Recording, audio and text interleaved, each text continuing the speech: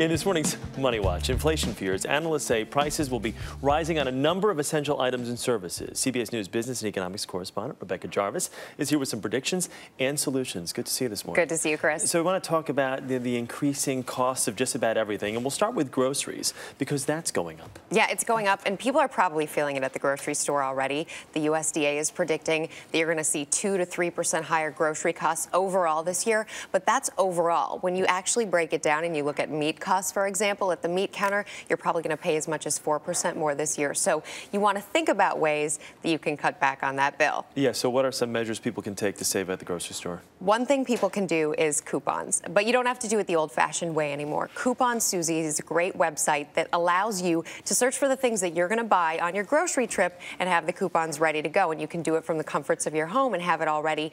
Also, think about budgeting and think about pre-planning, because one of the biggest mistakes, and there's actually studies out there that show people spend more at the grocery store because they don't go with a list and they don't stick to it and they don't stick to the budget. If you do that, you can actually save a lot of money. It's like shopping without a list. You go in and you buy everything that you don't need. On impulse. So you don't have to sit there and just cut out coupons anymore. No, you don't have to do it. That's the old-fashioned way. This is the new way. Okay, let's talk about filling up your car, because as always, we seem to be talking about gas prices continuing to skyrocket. Yeah, and oil prices are back near $100 a barrel. And this is something that people are probably going to see a lot more of, rising prices at the pump this year. There are some analysts out there. The Shell CEO came right on this program and predicted we'd see $5 a gallon gas in the next couple of years. To save on that, you want to potentially shop at some of the wholesale clubs like Costco, like Sam's Club. They'll save you about 10 cents a gallon, but don't go so far out of your way. I mean, if they're not near you and you drive far, then you're wasting some mileage. 20 miles out of your way to save a few cents. Exactly. How about heating your home? Heating your home also is going to be impacted by the rising cost of oil. So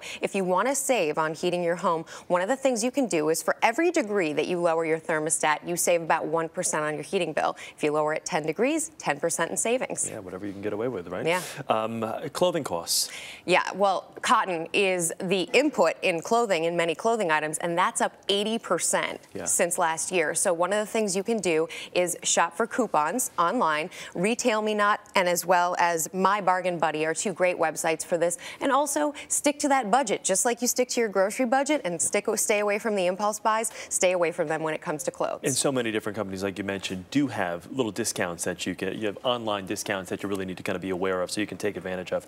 You know, we kind of talked about healthcare and medical costs before, that a lot of people are doing at-home testing and whatnot, but those costs, as we know, are continuing to rise. Yeah, premiums are up as much as 60%, projected to climb as much as 60% with some plans this year. One of the ways to get around that, and this tends to be good for people who are healthy individuals on the younger side, are the high deductible plans. What's a high deductible plan? Well, it's going to save you about 40 to 50% on your premiums, and the way that it works is you have to meet a high deductible, and once you meet that high deductible, the plan kicks in. So it's really for emergencies. You'll pay more for doctor's visits, so you want to think about your health. It's probably not the right thing for someone who needs consistent visits to the doctor, but for someone who just wants an emergency worst-case scenario plan, this is a good plan for them. Always got to be careful with what you skimp on, though. Yeah. All right, Rebecca Jarvis, thank you so much. Thanks, Good to Chris. see you.